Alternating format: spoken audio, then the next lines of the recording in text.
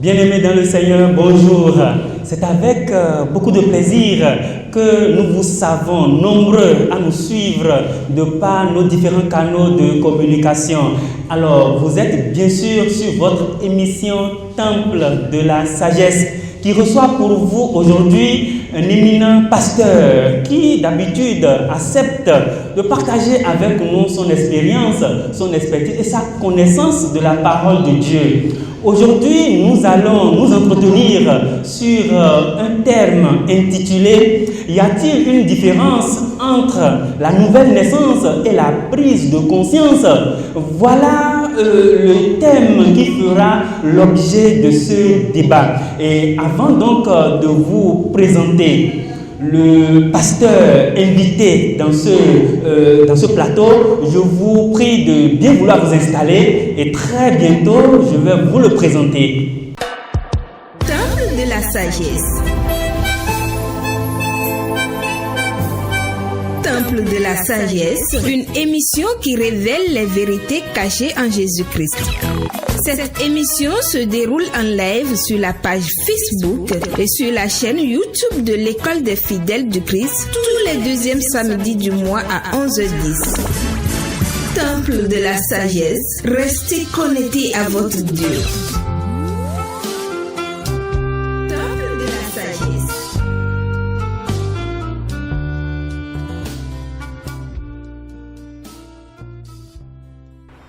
Alors, j'ai le plaisir de recevoir aujourd'hui le pasteur Ians Lokossi qui n'est plus à présenter. Il est le conférencier, il est l'écrivain, il est le pasteur et quoi d'autre? J'en oublie. Bienvenue à vous, pasteur Ians Lokossi. Merci beaucoup. Salut, chers amis internautes. Tout le plaisir est pour moi de me retrouver encore une fois en votre compagnie pour partager avec vous la parole de Dieu. Bien sûr, la parole de Dieu. Et puis, le thème sur lequel nous allons débattre aujourd'hui s'intitule Y a-t-il une différence entre la prise de conscience, la nouvelle conscience et la nouvelle naissance? Et puis, avant d'entrer dans le vif du sujet, je voudrais que vous nous définissiez, selon vous, c'est quoi la nouvelle naissance et c'est quoi la nouvelle conscience?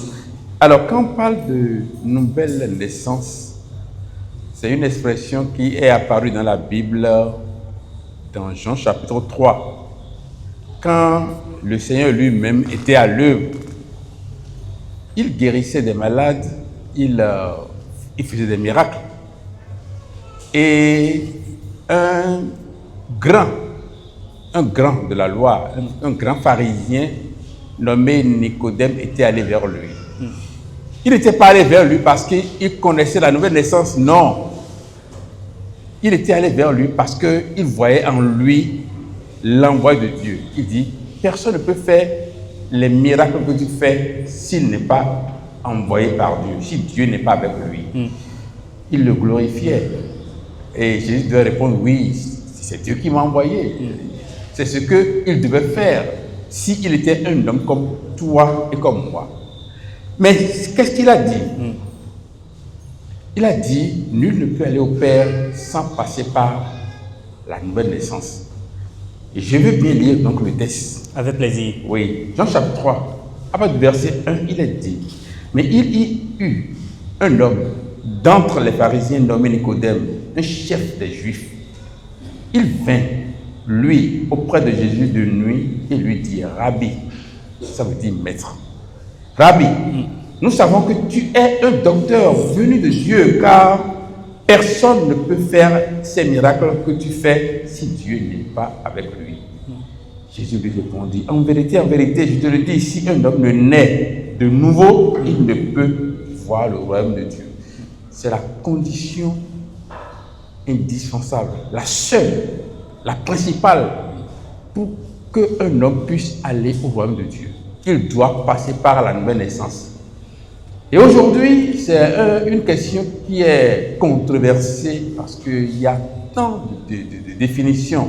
Et à ce thème, des gens disent, oui, bon, si on parle de nouvelle naissance, ça veut dire que la nouvelle naissance était spirituelle, que, ah oui, bon, l'homme était né par la création à la ressemblance de Dieu, etc., etc. Mais Jésus n'a pas laissé le sujet sans explication. La suite, Jésus lui répondit, en vérité, je te le dis, si un homme ne naît de nouveau, il ne peut voir le royaume de Dieu. Nicodème lui dit, comment un homme peut-il naître quand il est vieux? Peut-il rentrer dans le sein de sa mère et naître? C'est la preuve que Nicodème ne comprenait pas ce que c'est que la nouvelle naissance. Et il posait la question pour comprendre. Et il rattachait tout au physique parce que lui voyait naissance, c'est être porté dans un ventre et sortir. C'est pourquoi il a fait recours à la mère. Un homme déjà vieux, comment il va naître de nouveau? Il va rentrer dans le sein de sa mère et naître. Donc si je comprends bien, la nouvelle naissance, ce n'est pas question de rentrer à nouveau dans le ventre de sa maman. Pas du tout. En fait, c'est une autre naissance que la première qui était physique. Je suis tenté de poser la même question que Nicodème. C'est pourquoi Jésus a répondu. Il a dit, en vérité, je te le dis, si un homme ne naît d'eau et d'esprit, il ne peut entrer dans le royaume de Dieu. Donc c'est une naissance qu'on doit obtenir à travers une eau, et cela vient de l'esprit. Et c'est ce que aujourd'hui on ne comprend pas facilement. Comment un homme va naître d'eau et de l'esprit? C'est là la grande question. Bien sûr. Et là, il ne s'est pas arrêté là. Et il dit, ce qui est né de la chair est chair, ce qui est né de l'esprit est esprit. C'est ce passage qui démontre ce que c'est que la première naissance et ce que c'est que la deuxième naissance. La première naissance, c'est la naissance physique. Nous sommes déjà nés une première fois. Je porte le nom Lokosi parce que je suis un descendant de cette lignée, Lokosi. C'est ça qui constitue c'est cela qui constitue la première naissance. Nous sommes nés de la chair. Il a dit ce qui est né de la chair est chair, ce qui est né de l'esprit est esprit. Ce qui est né de la chair, c'est la première naissance. Ce qui est né de l'esprit, ce qui va naître de l'esprit sera la deuxième naissance. C'est une naissance qui vient donc de l'eau et du sang. Non, de l'eau et de l'esprit. Et ce serait une naissance spirituelle. Comment on va parler de l'eau et parler donc de l'esprit? C'est parce qu'il y a une eau qui a été versée. Il y a une eau qu'il faut connaître. Une eau qui a été versée, une eau pluviale. Oui, j'en viens. Okay. Et cette eau-là n'est pas une eau qu'on va traiter de façon physique, mais on va l'obtenir par la foi. Quand on te l'annonce et tu crois en cette eau, tu reçois maintenant l'esprit. Il a dit l'eau et l'esprit. On annonce l'eau et celui qui croit reçoit maintenant l'esprit. Et les deux vont engendrer cette nouvelle naissance. Et cela ne vient pas de nulle part. Il a précisé parce que dans le verset 14 de Jean 3, il a été dit, comme Moïse éleva le serpent dans le désert, de même il faut que le Fils de l'homme soit élevé afin que quiconque croit en lui ait la vie éternelle. Il a parlé donc de nouvelle naissance qui va donner la vie éternelle. Il a dit qu'il faut que celui qui croit en ce Fils qui sera élevé comme le serpent dans le désert pour avoir la vie éternelle. Les deux se rejoignent. Donc cette eau va venir de ce que le Fils de l'homme sera élevé comme le serpent dans le désert, et on va annoncer donc cette eau, celui qui croit, celui qui entend et qui reçoit par la foi cette eau, il aura l'esprit Saint de Dieu. Les deux étant en lui, il va obtenir une autre naissance, une naissance spirituelle qui aura des impacts dans sa vie. Cela va se manifester. Une fois qu'il a cette nouvelle naissance, il ne sera plus la même personne. Il doit avoir dans sa vie une vieille nature et une nouvelle nature. C'est ce que je peux dire par rapport à la nouvelle naissance. Vous êtes en train de dire que celui qui a la nouvelle conscience n'a forcément pas la nouvelle naissance? Celui qui n'a pas la nouvelle naissance ne peut pas avoir la nouvelle conscience, parce que la nouvelle conscience est le résultat de ce que l'homme est né de nouveau. C'est ce que produit en nous la nouvelle naissance. Tout le monde parle de nouvelle naissance. J'ai suivi même ce matin un pasteur qui dit il défie quiconque va débattre avec lui de ce que c'est que la nouvelle naissance. Et pour commencer, il a dit que Nicodème est allé à la recherche de la nouvelle naissance auprès du Christ. Et là, c'est archi faux. Parce que Nicodème ne connaissait pas ce que c'est que la nouvelle naissance. Il était allé parce qu'il voyait en Jésus le maître. Et il est allé vers lui pour certainement apprendre. Il ne s'attendait pas forcément à entendre la nouvelle naissance de Jésus. Est-ce que nous-mêmes, on pouvait savoir qu'il existe une nouvelle naissance si cette rencontre-là n'avait pas eu lieu? Et s'il avait la nouvelle naissance, ce n'est pas de nuit qu'il serait allé vers le Seigneur. Il aurait trouvé la force nécessaire d'afficher sa croyance. Mais il n'a pas cette force-là. C'est pourquoi, étant pharisien et ne devant pas s'approcher donc du Messie, il a attendu la nuit. Il était animé par un esprit que je ne vais pas juger, mais il n'avait pas le courage donc de le faire au vu et au su de ses contemporains. Alors, de façon concrète, oui. Je suis jeune homme marié par exemple. Que dois-je faire pour avoir cette nouvelle naissance dont vous parlez? Alors, quand on parle de la nouvelle naissance, le Seigneur lui-même a dit, c'est une naissance qui vient de l'eau et de l'esprit. Il faut chercher de quelle eau il parle. Voilà. Et comment est-ce qu'on obtient l'esprit qui produit la nouvelle naissance. Bien sûr. Alors donc, il a été précis, il a donné déjà la source donc de cette eau-là, lorsqu'il a dit à Nicodème, de même que Moïse a élevé le serpent dans le désert, c'est dans Nombres chapitre 21. Oui. Je vais lire rapidement le verset 7 au verset 9. Le peuple vint à Moïse et dit, nous avons péché car nous avons parlé contre l'Éternel et contre toi. Prie l'Éternel afin qu'il éloigne de nous ces serpents. Moïse pria pour le peuple. Donc il se trouvait que les hommes ont péché et c'est la source donc de la colère de Dieu. Et ça, jusqu'à aujourd'hui, ça n'a pas changé. Quand il y a péché, Dieu est en colère. Jusqu'aujourd'hui. Systématiquement. Et non, nous sommes en temps de grâce.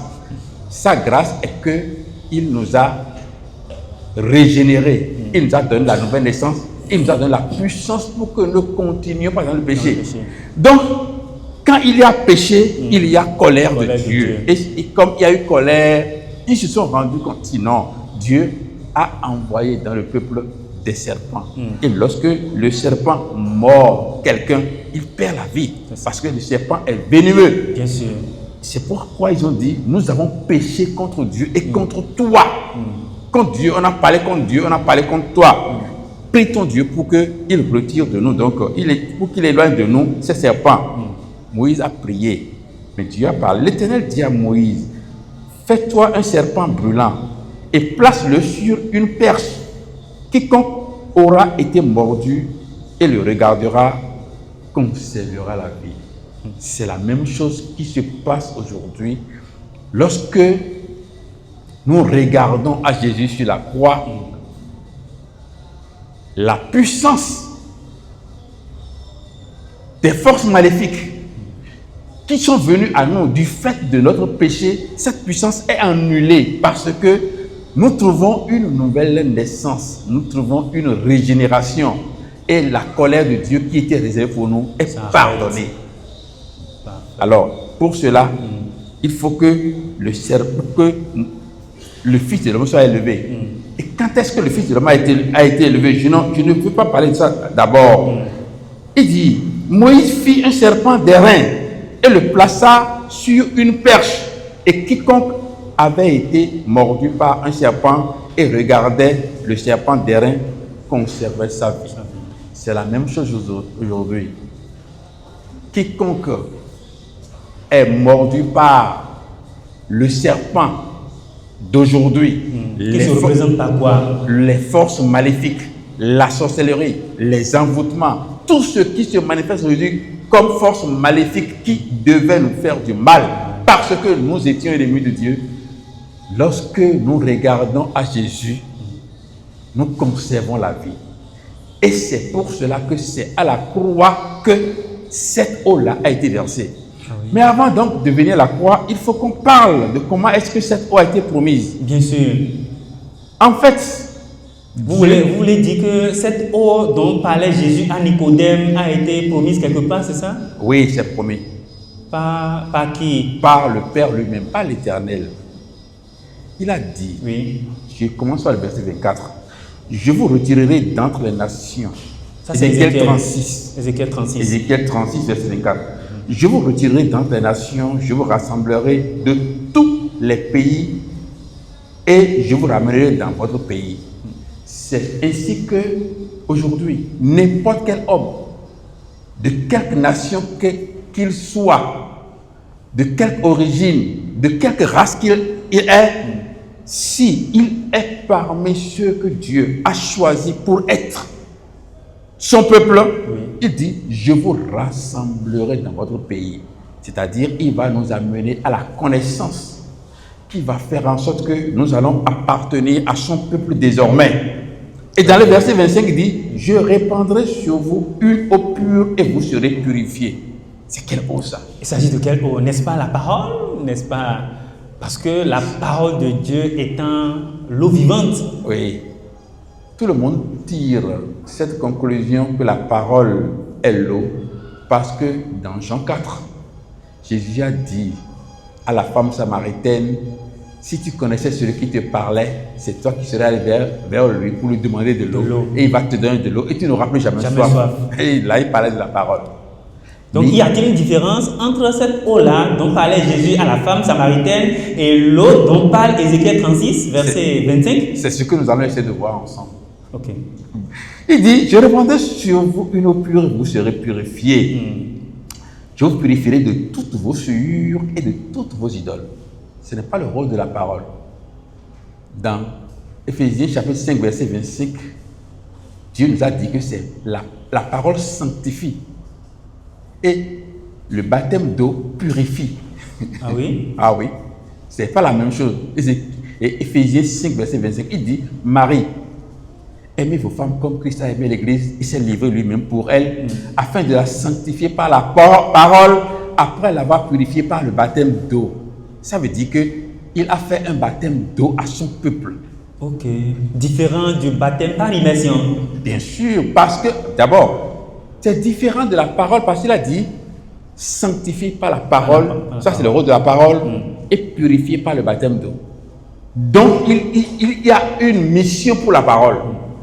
Et étant donné que la parole sanctifie, je veux dire, la sanctification est permanente et continuelle. C'est-à-dire, tous les jours, la parole nous sanctifie. Mais la purification a été faite une seule fois. Et c'est-à-dire, la sanctification vient après la purification. Parce que quand on n'est pas purifié par le baptême d'eau, on ne mérite pas la sanctification. On ne peut pas la voir. Parce que la parole, en fait, c'est un message. Bien sûr. Et si on dit, la suite va nous dire, lorsque je verserai sur vous l'eau pure, je vous purifierai de toutes vos idoles et je vous donnerai un cœur nouveau, je mettrai en vous un esprit nouveau. Il dit, je mettrai en vous mon esprit et je vous rendrai ainsi capable d'obéir à mes lois. Donc si la purification n'est pas là, l'esprit qu'on nous a promis ne peut pas arriver. Et quand l'esprit n'est pas là, on ne peut pas comprendre la parole qui va nous sanctifier. C'est logique quand même, ce n'est pas compliqué. Ça semble logique. C'est logique. C'est bien logique. Ce n'est pas ça semble. Je confirme. C'est bien logique. Il faut, je répète, il faut d'abord qu'il y ait la purification par le baptême. Oui. Et l'esprit va arriver en nous. Et quand l'esprit est là, nous comprenons la parole maintenant qui va nous sanctifier. C'est l'eau qui va nous purifier par le baptême. Et la parole viendra donc sanctifier quand on va recevoir l'Esprit Saint. Et c'est pour cela que je disais, il dit, et je mettrai en vous, non, je vais dire pourquoi encore, je vous donnerai, je répondrai sur vous une eau pure, vous serez purifiés, je vous purifierai de toutes vos souillures et de toutes vos idoles. Je vous donnerai un cœur nouveau, sans que cette eau n'agisse. Le cœur nouveau ne peut pas arriver. Il dit, je vous donnerai un cœur nouveau, je mettrai en vous un esprit nouveau. Si le cœur est nouveau et l'esprit est nouveau, ce n'est plus la même personne. La nouvelle naissance s'impose. C'est ça qui donne la source à la nouvelle naissance. Parce qu'en fait, celui qui a un cœur nouveau a une nouvelle mentalité, une nouvelle façon de penser. Ce qui était sa gloire hier, son honneur hier, devient pour lui une honte. Le passage va le dire. Hier, je suis heureux parce que j'ai couché avec cette femme-là. Oh, cette femme-là aussi, bon, je la connais déjà. C'était mon honneur hier. Quand on me donne un cœur nouveau, un esprit nouveau, j'ai honte d'avoir fait ça. Je considère ça comme de la boue. Comme de la souillure. Comme de la souillure. C'est-à-dire, j'ai dit, qu'est-ce que je suis allé chercher là? Parce que, je ne sais pas, j'ai une femme à la maison et je suis allé vers la domestique. Je suis allé vers la petite soeur de ma femme. Je suis allé vers la fille que ma femme a conçue avant de venir chez moi. Quelle abomination. Vous voyez un peu ce que c'est. Mais hier, on faisait tout pour faire ça. On en tirait gloire, on en tirait honneur. C'est ça la différence. Et c'est pourquoi elle a dit, je vous donnerai un cœur nouveau, je mettrai en vous un esprit nouveau. J'ôterai de votre corps le cœur de pierre et je vous donnerai un cœur de chair. Ça veut dire qu'il y avait un cœur là avant. Le cœur de l'entêtement, le cœur des disputes. Le cœur qui était en moi, je dis, vous ne me connaissez pas. Je suis un fou habillé. Ma colère, si je me mets en colère, c'est pas bien. C'est mon sourire seul qui est bon. Je suis un chien méchant. Je suis un fou habillé. Est-ce qu'un homme normal, dans le bon sens de Dieu, un homme que Dieu a créé à son image et en sa ressemblance, va se faire appeler fou habillé, chien méchant? Absolument. Mais pas. quand le cœur de Pierre est là, on le dit avec plaisir. On dit en tapotant sur la poitrine, je suis. Voilà. Il est fier d'être ce qu'il est. Et quand le cœur de Pierre est enlevé et remplacé par un cœur de chair, il n'aura plus de plaisir à parler ici. C'est ça la nouvelle naissance. Il devient une autre personne. Oui. Je vous dis, je mettrai en vous mon esprit et je ferai en sorte que vous suiviez mes ordonnances et que vous observiez et pratiquiez mes lois. Il a promis de mettre en l'homme son propre esprit lui-même. La Bible dit, Dieu est esprit. Et il faut que ceux qui l'adorent en esprit et en vérité. Et il dit, je mettrai en mon esprit. C'est-à-dire, Dieu lui-même entre en nous. L'apôtre Paul a dit, dans Galates 2, verset 20, ce n'est plus moi qui vis, c'est Christ qui vit en moi.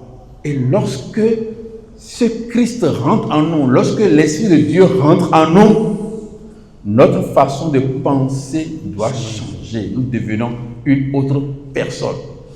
Il a dit, Jésus a dit, oui. c'est son dernier mot, son tout dernier mot, ou sa toute dernière phrase avant de quitter cette terre, quand il devait partir pour le ciel. Il a dit, lorsque vous allez recevoir la puissance, le Saint-Esprit survenant sur vous, vous serez mes témoins en Judée, en Samarie, à Jérusalem et jusqu'aux extrémités de la terre. C'est Actes chapitre 1, verset 8. Ça. Donc, quand cet esprit-là rentre en l'homme, cela doit se manifester. On doit voir sa présence. C'est-à-dire, la femme va constater que son mari n'est plus le même. Le mari va dire, ma femme là, quelque chose se passe en elle. Mon patron va constater que je ne suis plus l'ancien collaborateur, rebelle et toujours, je ne suis plus la même personne. Mon collaborateur va constater que, mon patron, depuis qu'il a commencé par aller à l'église, c'est ce qu'il va dire, Oui. il est devenu plus calme. Mais si je dis que j'ai l'Esprit de Dieu et je suis toujours arrogant, insultant tout le monde, c'est la preuve que je n'ai rien de Dieu. Et c'est ça la nouvelle conscience, parce que elle est le résultat de notre nouvelle naissance. Et je disais, c'est la promesse. Je n'ai pas fini, mais vous avez une question à poser, je ne sais pas. Ok, allez-y. Ok.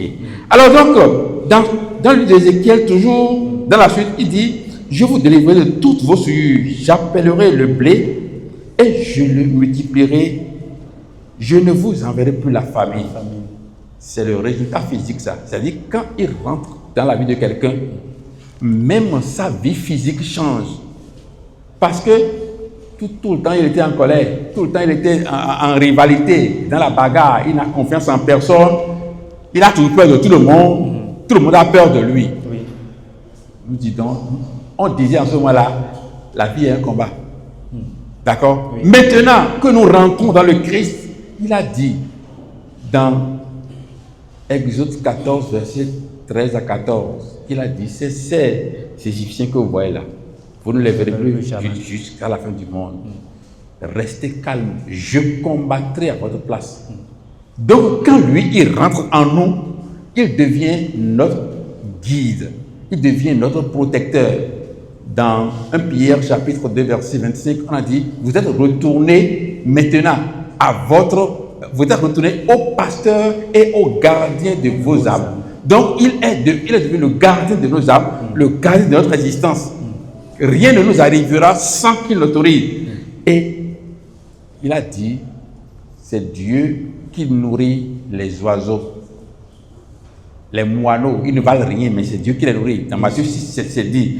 Alors, qu'est-ce que je vais dire? Donc, pour finir avec le livre d'Ézéchiel, il dit, je multiplierai le fruit de vos arbres et le produit des champs, afin que vous n'ayez plus l'opprobre de la famine parmi les nations. Donc, celui qui a le Christ n'aura plus donc la honte d'être démuni. Alors, vous vous souviendrez de votre conduite qui était mauvaise et de vos actions qui n'étaient pas bonnes. Vous vous prendrez vous-même en dégoût à cause de vos iniquités et de vos abominations. Quand je me rappelais que j'étais arrogant, j'étais rebelle, j'étais corrompu, j'étais impudique, j'étais adultère, j'étais voleur, je dois en avoir honte. C'est ça la nouvelle conscience. Je deviens une autre personne. Ma façon de voir les choses doit changer. Ma façon de vivre. Maintenant, comment est-ce qu'il a versé l'eau? C'est ce que je n'ai pas encore dit. Voilà. Parce que vous semblez dire que sans cette eau en question, il n'y a pas de nouvelle naissance. Comme vous allez le constater, oui. Les gens se disent, je suis chrétien, je suis enseigné. D'autres disent qu'ils ne sont pas chrétiens, qu'ils sont disciples. Bien sûr. Il y a toutes sortes de philosophies aujourd'hui. Être chrétien, il faut être fier parce que c'est être petit Christ. Mais des philosophes vont vous dire qu'être chrétien, c'est être chrétien. Et vous les connaissez. Alors, donc je disais, oui. Et lorsque je suis devenu une autre personne désormais, tous ceux qui sont autour de moi doivent constater que j'ai une nouvelle vie. C'est ça qui est la nouvelle conscience. Ce n'est pas caché. J'ai demandé à quelqu'un qui a dit, oui, mais que je peux pécher avec la chair. On m'a dit, par quelle entité on pêche? On veut me dire, faire dire que c'est l'entité chair. Et j'ai répondu à la personne, l'entité chair n'existe pas. C'est l'homme qui est l'entité, composée de la chair, de l'âme et de l'esprit. Et les trois sont ensemble. Les trois doivent être purifiés. 1 Thessaloniciens 5 l'a dit. Soyez purifiés, votre chair, et c'est là même qu'on a cité la composante de l'homme. Donc, si... Je ne vous coupe pas, les trois doivent être purifiés. Est-ce que l'eau sortie du côté de Jésus dont vous parlez purifie aussi la chair? Je vais vous expliquer comment. Je vais vous lire rapidement un texte. Oui. Je vais vous lire Romains chapitre 8, verset 10 à 13. Oui. Il dit, et si Christ est en vous, le corps, il est vrai, est mort à cause du péché, mais l'esprit est vie à cause de la justice. Donc, quand Christ rentre, le corps qui est pécheur est mort. Parce qu'il y avait le péché. Bien sûr. Mais l'esprit qui est arrivé, lui, il est vie. Et des gens prennent ce passage pour dire mon corps est souillé, c'est mon corps qui est souillé par l'impudicité, mais mon esprit reste propre. Quelle aberration. Alors, je leur dis ceci, je suis continue là-dessus. Oui. Il dit, verset 11, Romains 8, verset 11.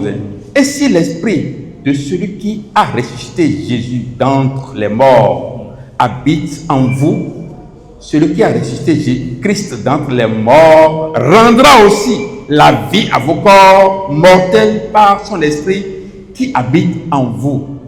Donc quand l'esprit arrive, il ne va pas laisser le corps souiller. Il va maintenant commencer par agir sur la chair. À travers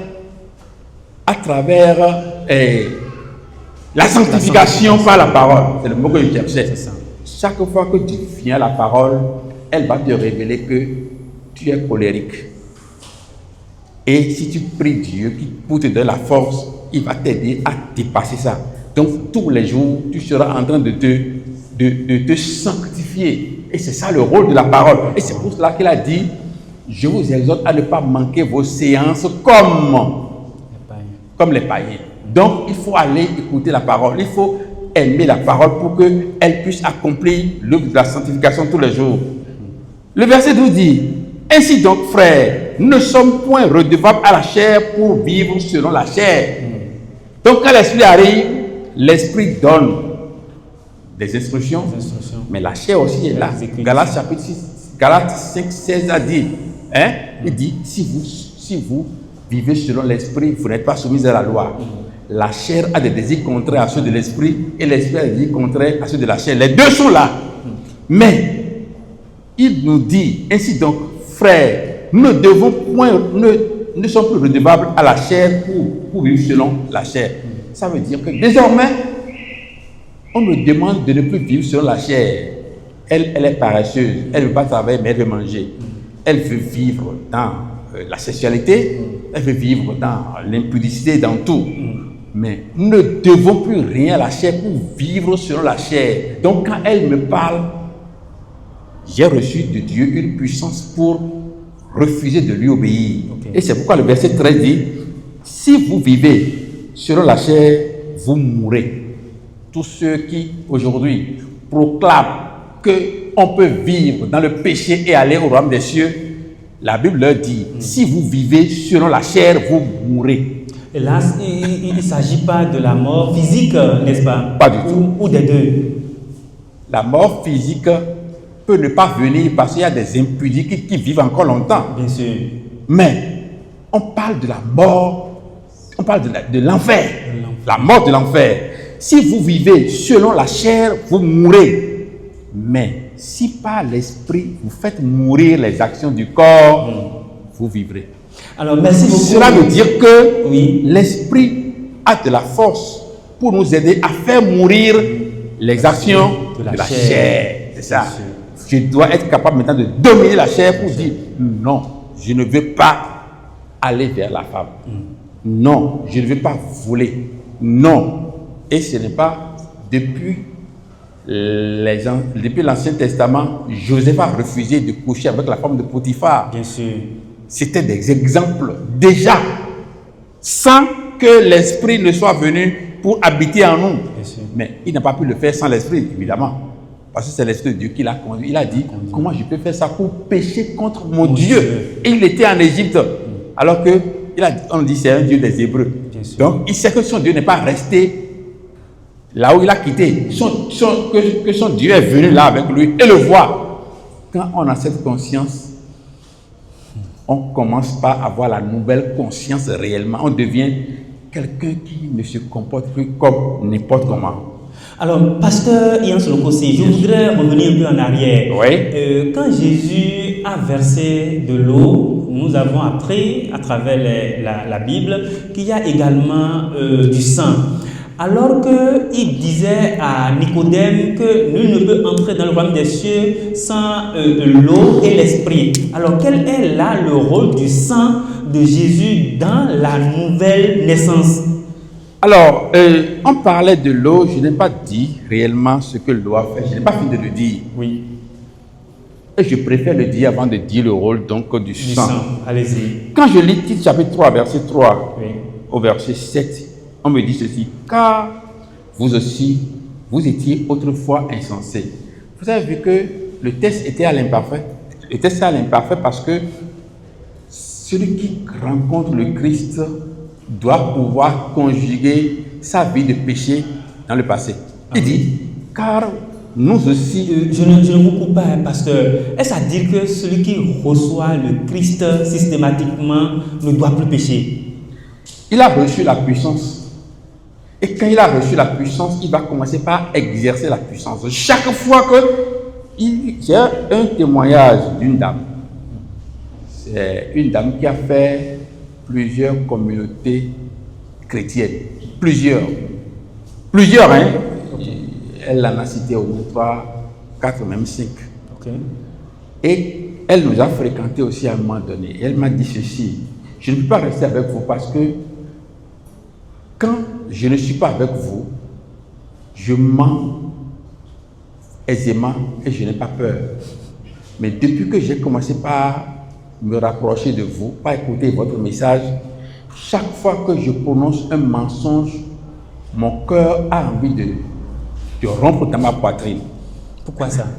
Oui, parce que l'Esprit de Dieu était avec lui et lui rappelle les déconvenus, les conséquences de ce mensonge qu'il vient donc de dire. Okay. C'est pour cela que celui qui rentre dans le Christ, celui qui vit la nature du Christ, devient une autre personne. Il n'a plus du plaisir à faire ce qu'il faisait hier. Donc il s'exerce à faire le bien et il doit atteindre la nature parfaite du Christ. C'est la Bible qu'il a. C'est possible dans cette chair corrompue. C'est pour ça que nous sommes en train donc de faire cette émission. Okay. Il dit, car nous aussi, nous étions autrefois insensés, désobéissants, égarés, asservis à toute espèce de convoitise et de volonté, vivant dans la méchanceté et dans l'envie, dignes d'être haïs et nous haïssant les uns les autres. Il a dit, il a cité pas mal de péchés qui vivaient en nous, désobéissants, esclaves donc de la drogue, esclaves de la cigarette, esclaves de l'alcool, esclaves de la pornographie, esclaves du sexe et de tout. Hein? Je me demande, et nous devons tous nous demander, quel plaisir les hommes sont en train de chercher jusqu'à devenir maintenant, jusqu'à chercher le plaisir, homme, auprès des hommes. Vous voyez un peu ce que je dis? C'est parce que il y a le péché qui est en train de grandir dans l'humanité. Aujourd'hui, les hommes vont chercher le plaisir jusqu'à dire, bon, on s'entend, hein. Toi tu prends ma femme, je prends ta femme pendant un temps. Ah, on appelle ça, non, je n'ai pas appelé le nom. Je me garde de le faire. Il vaut mieux vous en garder. Oui, je préfère ne pas appeler les noms. Alors, donc, aujourd'hui, le péché est en train de grandir. Et il a dit, nous, c'est ce que nous étions autrefois. Le verset 4 dit, mais lorsque la bonté de Dieu, notre Sauveur et son amour pour les hommes ont été manifestés, il nous a sauvés, non à cause des œuvres de justice que nous aurions faites, mais selon sa miséricorde, par le baptême de la régénération. Et il a dit en même temps le renouvellement du Saint-Esprit. Cela veut dire que... Baptême de régénération, vous dites?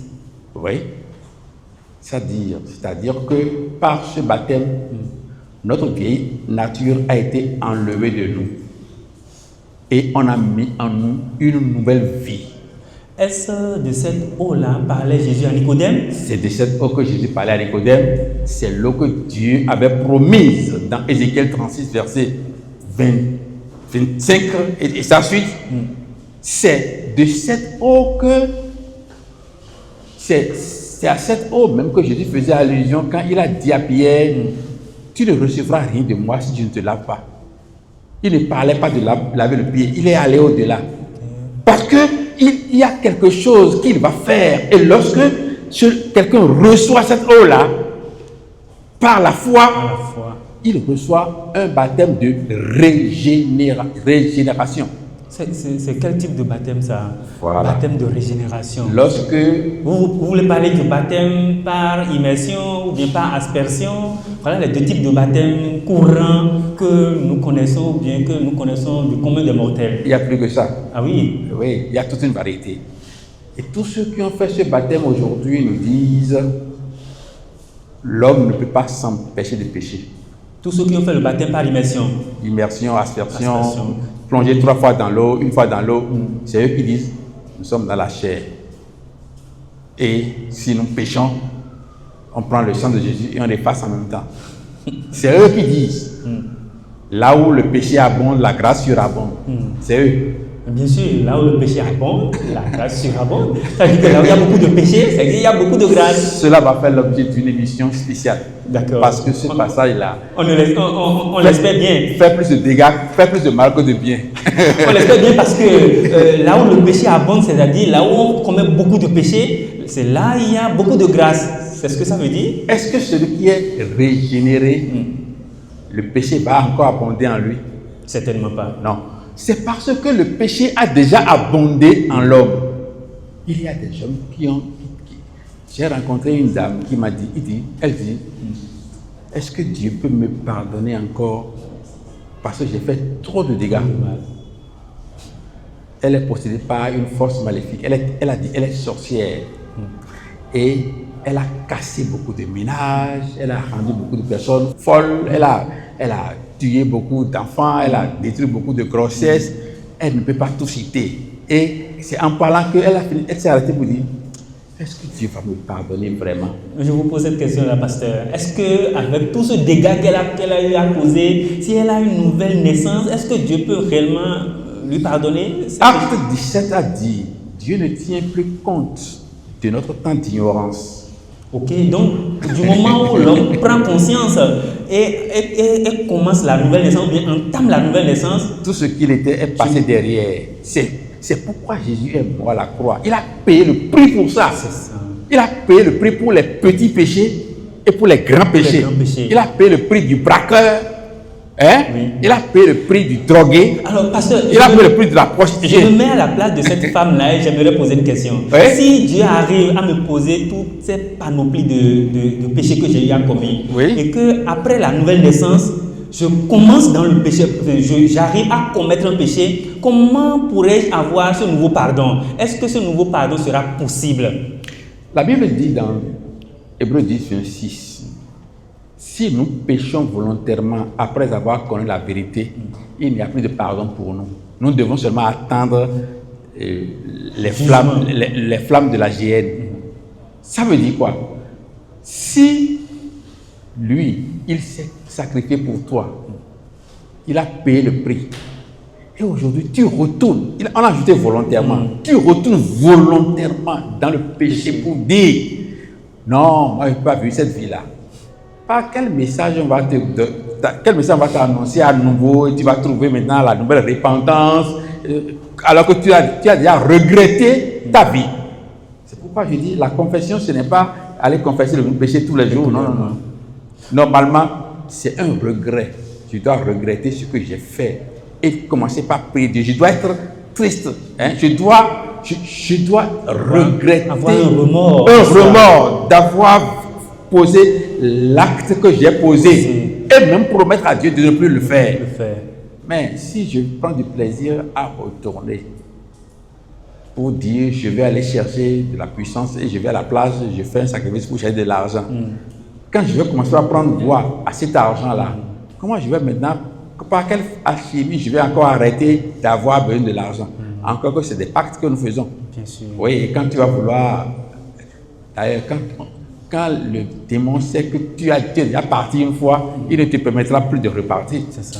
Et c'est pour cela que Jésus a dit dans Matthieu 23, il a dit, quand l'esprit mauvais, lui, l'esprit mauvais, c'est lui qui nous habitait, c'est lui qui était en place. Bien sûr.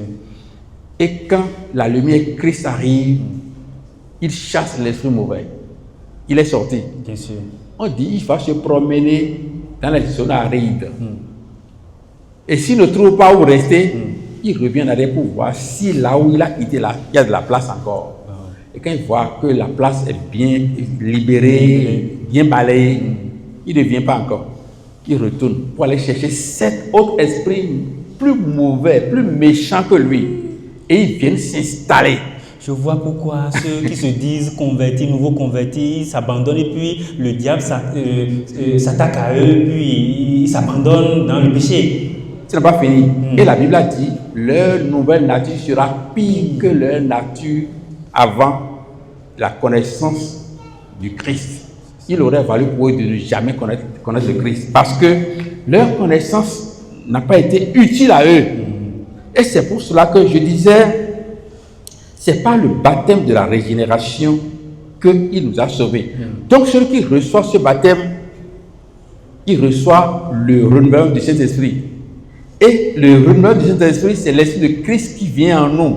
Et Christ a dit, quand vous allez recevoir, c'est une puissance. Vous serez mes témoins en Judée, à Jérusalem, en Samarie et jusqu'aux extrémités de la terre. Donc, si quelqu'un reçoit cette puissance maintenant, il devient maître de ses actes. 2 Timothée, chapitre 1, verset 7 a dit, l'esprit que nous avons reçu, ce n'est pas un esprit de peur, mais c'est un esprit de puissance et de maîtrise de soi. C'est dans la version française courante qu'il a précisé, un esprit de maîtrise de soi. Donc celui qui a reçu l'esprit et qui ne se maîtrise pas, il n'a pas reçu l'esprit de Dieu, mais il a reçu un esprit, mais pas l'esprit de Dieu. Et je disais donc, je ne vais pas finir pour le titre là,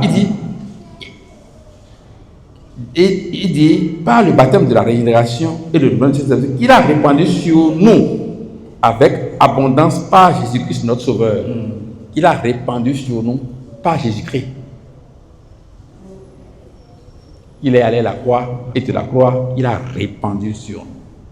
Là, il parle de l'esprit ou de l'eau? Il parle de l'eau qui permet d'avoir l'esprit. Parce que, comment on appelle? Jésus a dit à Nicodème, la nouvelle naissance vient de l'esprit, non, de l'eau et de l'esprit. L'eau d'abord. D'accord. Et l'esprit suit. Après. C'est quand on croit en ce baptême de régénération que automatiquement on commence à voir les choses autrement. Je l'ai dit dans une émission une fois déjà, je n'avais que 17 ans. Et je commençais par courtiser une femme de ma génération. Okay. C'est ma première aventure en réalité. Je n'étais que, je crois, en 3e en ce moment-là. Et en ce moment-là, non, c'est avant 17 ans là, c'était plus vieux que ça, 15 ou 16 ans. 15-16 ans. Et j'étais en train donc de mener cette action quand j'ai reçu l'appel du Christ. Et quand j'ai reçu l'appel et j'ai répondu à l'appel, je sais que je ne dois plus aller là où j'allais. Ce n'est pas quelqu'un qui me l'a enseigné. Automatiquement, moi-même, je sais que si je ne commence pas à aller écouter la parole de Dieu, je ne peux plus continuer avec cette aventure que j'étais en train d'entreprendre. Je n'ai pas encore fait quelque chose, mais c'était en cours. Vous voyez ce que je dis? Et je sais que, j'avais quand même des réponses, des signes qui montraient que la réponse est favorable aussi. Mais quand j'ai entendu la parole de Dieu, automatiquement, ma mentalité a changé. C'est moi qui commence à fuir maintenant. C'est vrai. J'ai commencé par éviter cette jeune fille. Ça, par exemple, est-ce que c'est la nouvelle conscience ou la nouvelle naissance? C'est la nouvelle naissance qui a produit la nouvelle conscience. Et c'est ce que je suis en train de dire. Très bien. Parce qu'il n'y a pas de nouvelle conscience sans la nouvelle naissance. C'est parce que j'ai commencé par voir les choses autrement. Et c'est sorti de ma tête. Je ne sais plus comment c'est fini, mais cette personne est sortie de ma vie. Parce que, permettez-moi de vous poser une question. Moi, je connais plein de personnes qui n'ont pas eu cette nouvelle naissance dont vous parlez, mais qui ne pêchent pas, enfin, qui ne volent pas, qui ne commettent pas d'adultère et tout. Ceux-là ont-ils réellement reçu la nouvelle naissance ou bien c'est un début de nouvelle conscience? Ce n'est pas un début de nouvelle conscience. Ce n'est pas la nouvelle naissance non plus. La parole de Dieu a dit dans Hébreux chapitre 8, verset 7, Oui. il dit, je vais nouer avec eux une nouvelle alliance. Je vais graver mes lois dans leur cœur. Je vais graver mes lois dans leur conscience, de sorte que plus personne n'aura envie d'enseigner Dieu à son prochain. Qu'est-ce que ça veut dire? Oui. Aujourd'hui, Dieu nous a donné une conscience première qui fait que même l'enfant, le petit enfant, quand il met la main dans la main et vole la viande de sa maman, quand il entend les pas des parents derrière, il ne parle plus, il ferme la bouche.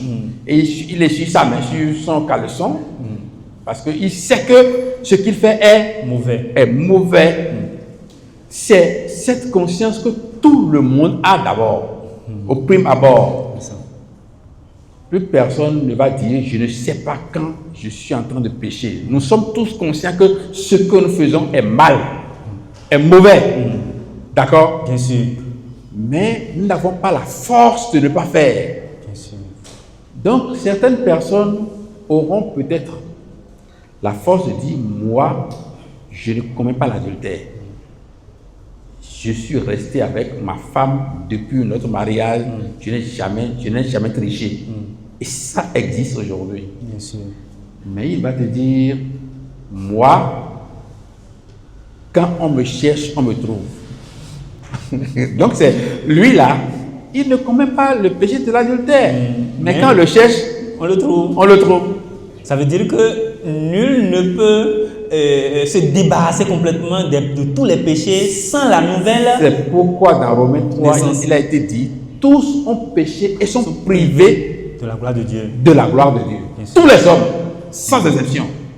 Cela ne veut pas dire que le même homme commet tous les péchés. Mais il a son péché à lui. Hein? Compris. Il est vraiment franc, il n'aime pas bavarder, il est calme. Mais pour lui, il a son côté négatif. Tout trou est trou. Ça dit toutes les femmes là. Ça peut être domestique, ça peut être élève, ça peut être professeur, ça peut être vendeuse de piment. Il s'en fout. Il ne rate, comme le disent les hommes, il tire sur tout ce qui bouge. C'est ça. Alors, donc chacun, avant Christ, nous avons notre péché. J'ai les miens. Non, j'avais les miens. Bien sûr, je préfère ça. Parce que je sais qui j'étais autrefois. Mais maintenant que j'ai Christ en moi, est-ce que je vais continuer par vivre cette nature-là? J'étais en train de discuter avec quelqu'un en ligne qui, bon, c'est les spécialistes des injures, ils parlent de tout. Hein, vous êtes des bâtards, vous êtes des fous, des zombies. Hein, ils t'ont dit tout. J'ai dit, c'est pas grave. Maintenant, j'ai même envoyé un témoignage d'une dame qui a fait, je crois, 17 ou 19 ans en prison. Elle est droguée, elle est prostituée, elle a fait braquage, voilà, elle a participé à tout. Et elle a reçu l'appel du Christ. Entre sa vie avant Christ et la vie après Christ, il n'y a pas de comparaison. La différence, elle s'est mariée, elle a même eu des enfants.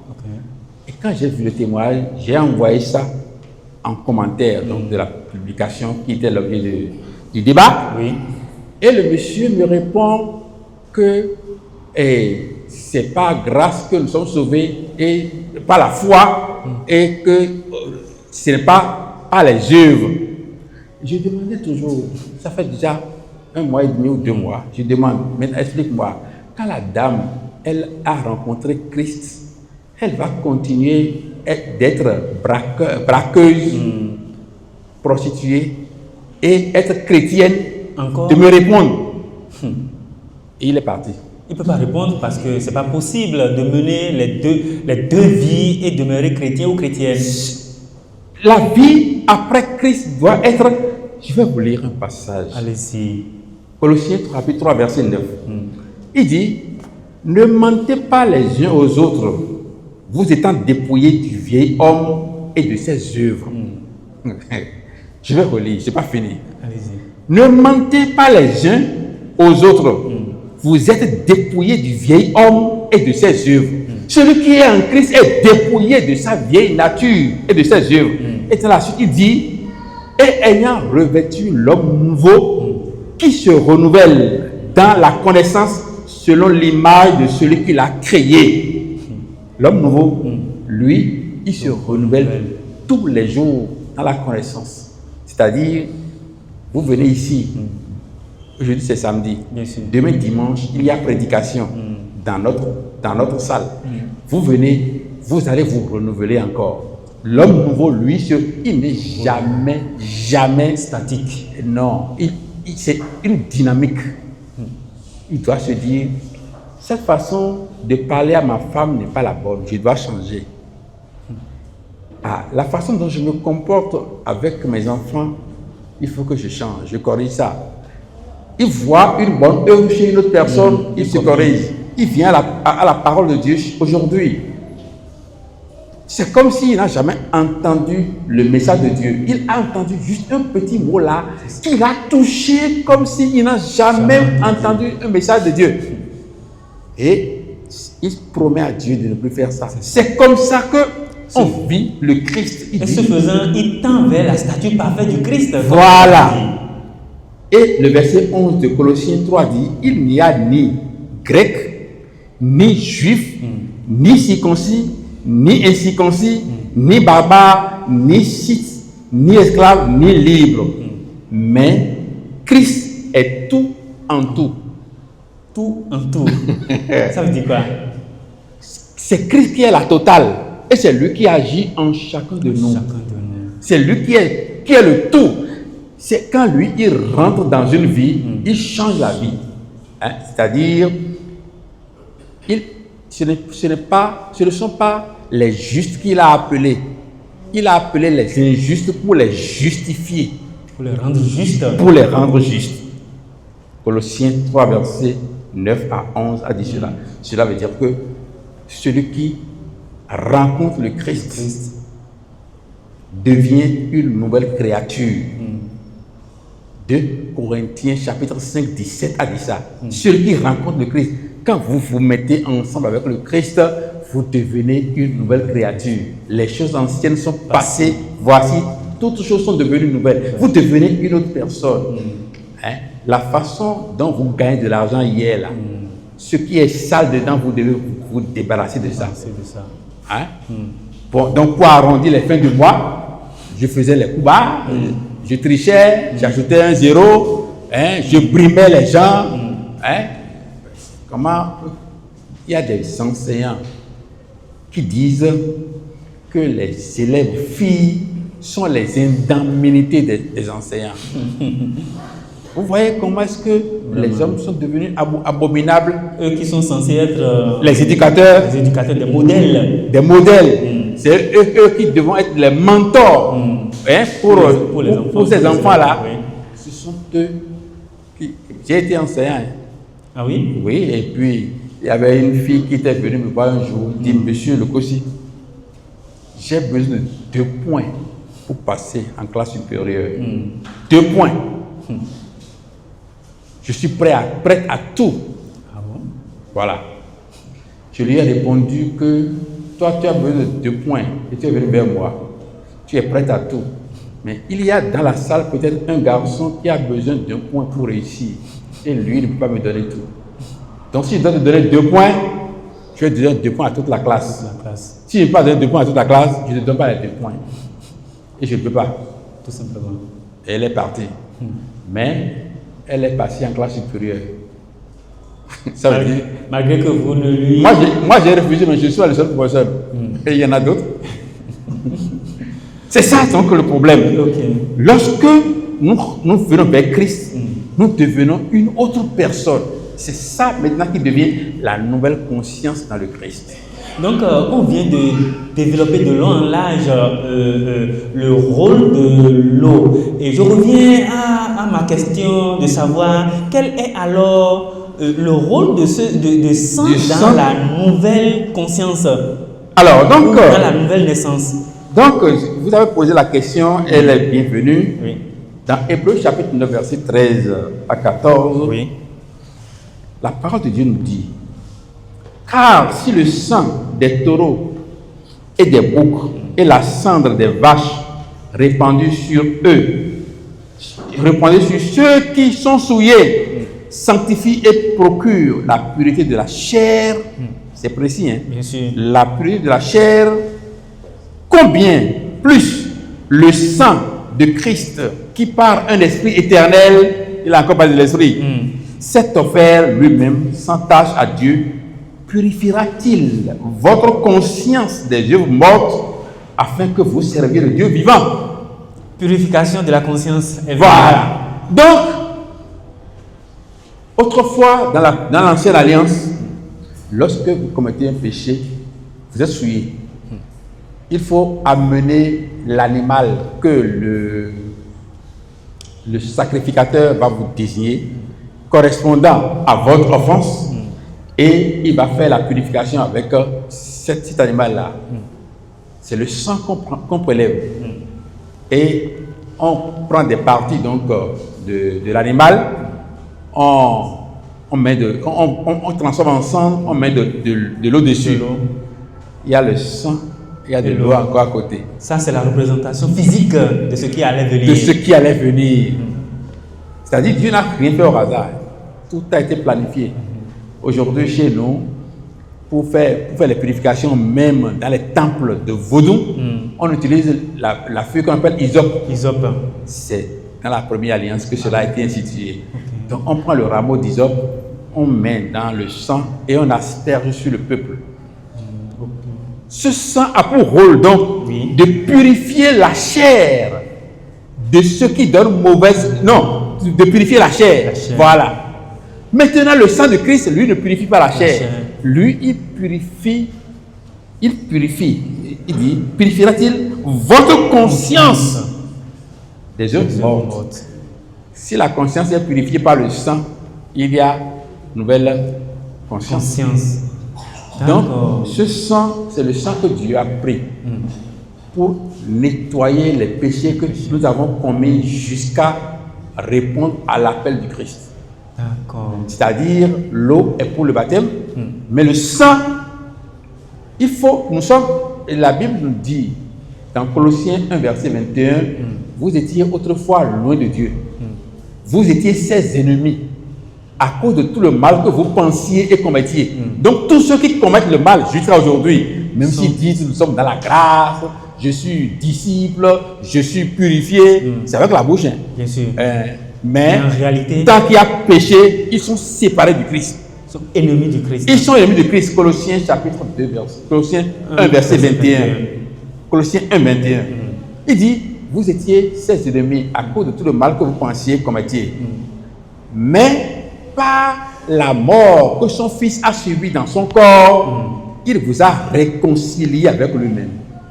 Donc, c'est à la croix que le Fils est mort. Et qu'est-ce que le Fils a fait? Le Fils a d'abord effacé les péchés qu'on a commis jusqu'à répondre à l'appel. Et c'est le rôle du sang. Il faut que les péchés soient oubliés. Le sang a fait ce rôle.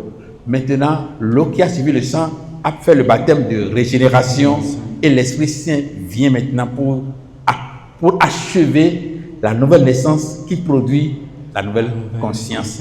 Alors, je voudrais poser une question. Oui. Et une question que m'a posée un jour un pasteur. Il dit, tel que vous expliquez la nouvelle naissance, est-ce que le voleur qui a été crucifié au côté droit de Jésus, lui, est-ce qu'il a eu une nouvelle naissance ou bien c'est une nouvelle conscience? Qu'est-ce qui s'est passé? Et sans rien faire, lui s'est retrouvé dans le royaume des cieux. C'est là le mystère de la croix. C'est-à-dire, si aujourd'hui, nous cherchons à prouver notre foi par des choses physiques, une tenue, un baptême par immersion, une communion, et quoi encore? Et quand les gens meurent, on dit, il est mort muni des sacrements de l'Église. Pas de l'Église du Christ. Hein. Non, ça n'a rien à voir. Ça n'a rien à voir. Oui. Lui, il était à la croix et son second qui est à gauche se moquait du Seigneur. Oui. Tu dis que tu es enfant de Dieu. Si tu es vraiment enfant de Dieu, il faut te sauver, nous sauver. Mais celui-là n'a pas regretté ce qu'il a fait. Ou bien il a regretté d'être malfaiteur? Pas du tout. Non, il n'a pas regretté. Au contraire, il se moquait du Seigneur. De celui qui n'a jamais Celui qui a volé. dit, ah, toi tu n'as pas peur de Dieu. Comment tu peux parler comme ça? Nous sommes en train de subir ce que nous-mêmes, nous avons créé. Ce sont les conséquences de nos actes. Bien sûr. Mais lui, il n'a rien fait pour mériter la croix. C'est ça. C'est la preuve qu'il a regretté d'abord ce qu'il a fait. Sinon, il n'aurait pas dit ça. C'est la preuve qu'il a trouvé une repentance en lui-même. D'accord? Oui. Et il doit aller tout à l'heure dans le séjour des morts. Il est même parti avant Christ. Oui. N'oublie pas que Christ, quand il est mort, il est allé annoncer la parole de Dieu dans le séjour des morts. 1 Pierre 3,18 l'a dit. Bien sûr. Donc, De sorte que même si éventuellement ce voleur trouvait la grâce de descendre de cette croix, il n'allait pas retourner à la vie. il n'allait pas retourner à la vie. Donc, il a déjà obtenu une nouvelle naissance et une nouvelle conscience sans la manifestation même de ce qu'il va produire. Bien sûr. Parce que il faut qu'il parle pour démontrer qu'il regrette ce qu'il a fait. Quand il a fait. Une autre question, pasteur. Lorsque l'apôtre Paul lui-même, éminent qu'il soit, dit dans Romains chapitre 7, verset 21, en disant Oui.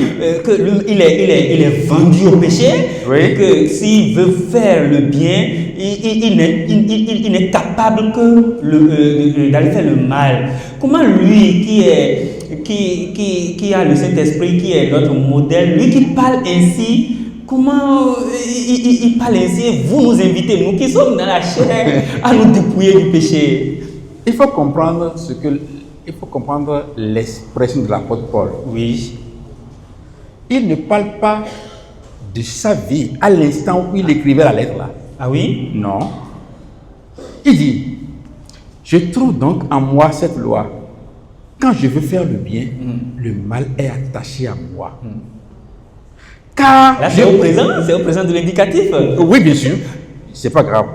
Car je prends plaisir à la loi de Dieu selon l'homme intérieur. C'est ce que je disais tout à l'heure. Que l'homme intérieur de tout le monde, nous prenons du plaisir à la loi de Dieu. Si on dit, et où sont les voleurs? Venez là, on ne verra personne. Pourtant, il y a des voleurs. Ils sont là. Où sont les adultères? Où sont-ils? On ne les verra pas. Alors, où sont ceux qui témoignent de l'amour pour leur prochain? Il y aura des personnes. Bien sûr. D'accord? Parce que nous tous, nous prenons plaisir à la loi de Dieu selon l'homme intérieur. Il dit, mais je vois dans mes membres une autre loi qui lutte contre la loi de mon entendement. Jusqu'à présent, quand je rencontre les gens qui développent un plaisir, qui ont du plaisir à développer, et le message de la grâce nous dit qu'on n'a pas besoin de faire un effort là. Et que on parle de loi, la loi n'existe plus là. Il a dit, moi je vois dans mes membres une autre loi qui lutte contre la loi de mon entendement. Ça veut dire qu'il y a une loi d'entendement. Voilà, c'est la loi morale qui est en nous. Hein? Je ne peux jamais aller chercher la femme de quelqu'un devant lui. Jamais. Je ne peux jamais le faire même en plein jour. Pourquoi on attend la nuit pour faire ça là? Et on dit, et les jours des ténèbres, c'est ça ce que c'est que le péché.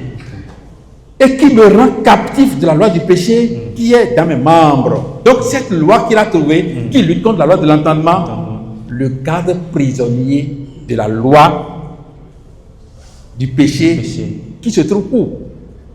Dans ses membres. C'est dans son corps qu'il y a la loi du péché. Gifle-le. Avec quoi tu vas le gifler? Avec la main. Maudis-le. C'est avec la langue. Ce sont nos membres qui sont responsables, donc, qui sont esclaves de cette loi.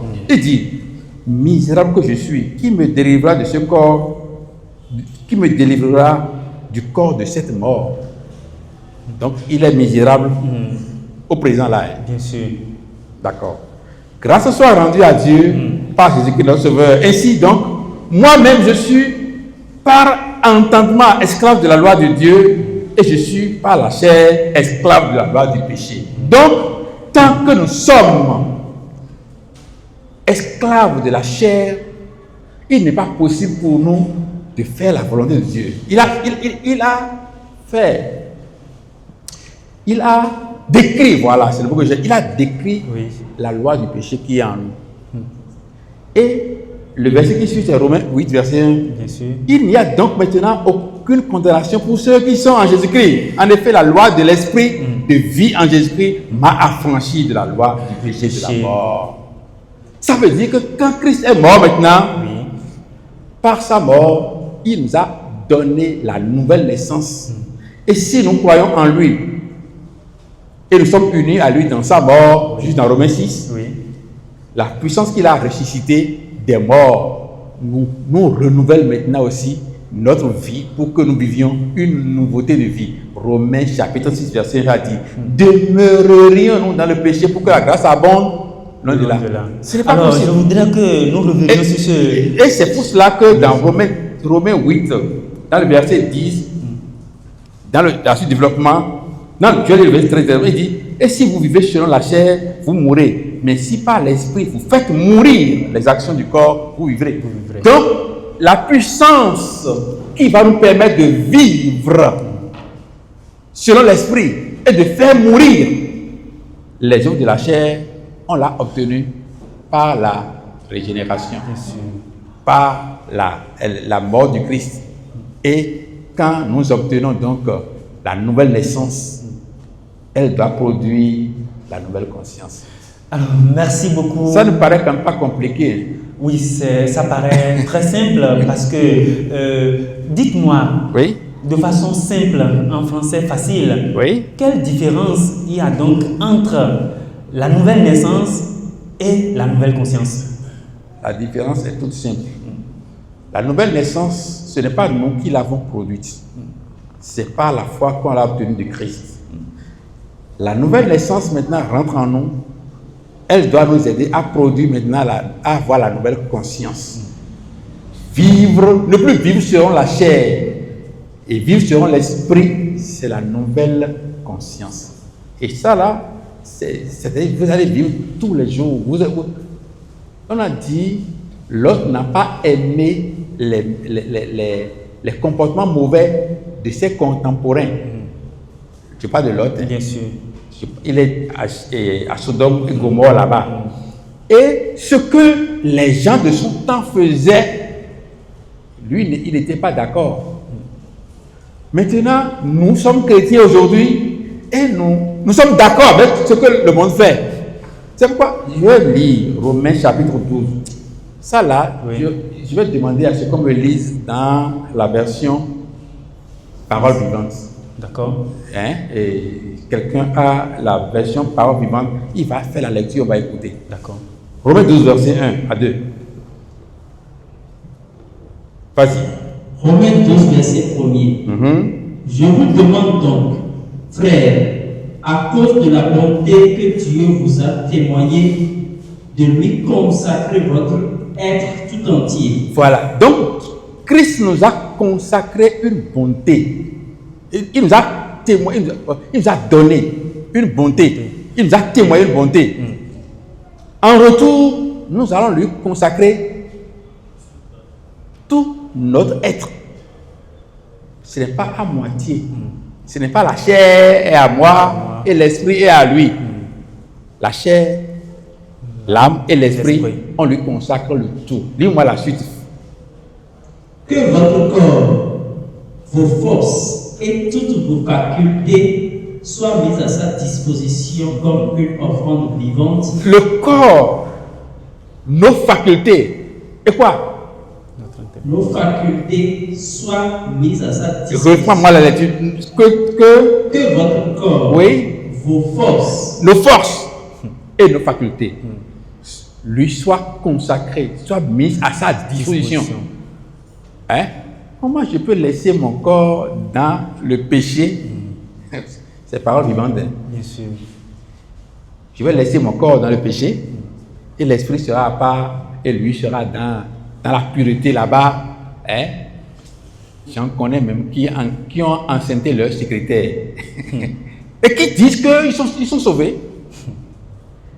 C'est la preuve que nous sommes dans les derniers temps. Bien sûr. Hein? Bien sûr. Et Christ ne tardera pas à venir. Donc chacun doit se préparer. Sinon, on ne peut pas lire ces passages-là et tenir de pareils langages. Lis-moi la suite. Que votre corps, Oui. vos forces Oui. et toutes vos facultés soient mises à sa disposition comme une offrande vivante, Oui. sainte et qui plaise à Dieu. Vas-y. C'est là le culte spirituel qui a un sens. C'est là le culte spirituel qui a un sens. Pourquoi? C'est Joël qui a dit: déchirez vos cœurs et non vos vêtements. C'est-à-dire, les gens pensent que, bon, quand je passe, je ne mange pas, je prends un temps pour m'abstenir d'un certain nombre de choses. On dit que je suis en train de jeûner. Et je suis en train de brûler le corps. Et puis on trouve tous les bons mots pour le dire. On déchire même les vêtements, on porte les habits sales. On ne va pas s'habiller comme toi et moi, mais on s'habille comme un pauvre, voilà. Joël a dit: déchirez vos cœurs et non vos vêtements. C'est là le culte qui est raisonnable. Dieu, non pas Dieu, Christ lui m'a dit: l'heure vient et il est là où les vrais adorateurs adorent le Père en esprit et en vérité.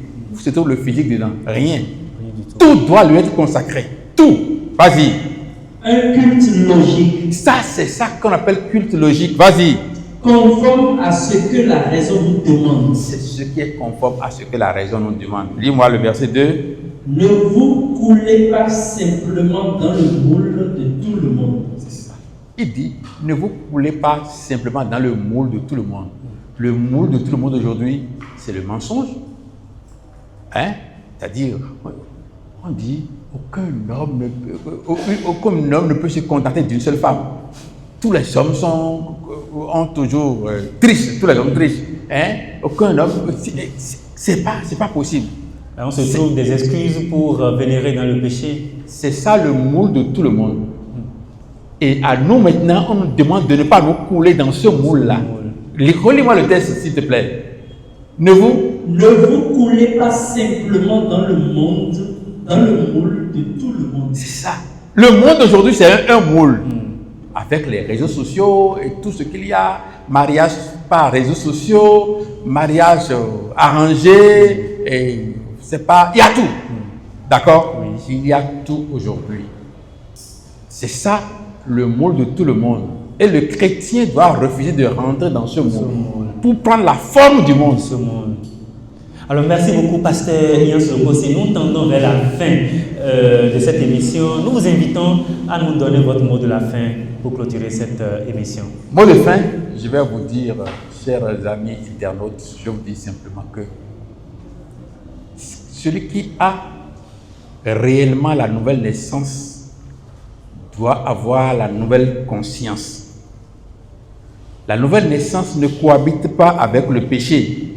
C'est pour cela que je veux bien relire Colossiens chapitre 3, les versets 9, 10 et 11 comme mot de fin. Il dit: ne mentez pas les uns aux autres, vous étant dépouillés du vieil homme et de ses œuvres, et ayant revêtu l'homme nouveau qui se renouvelle dans la connaissance selon l'image de celui qui l'a créé.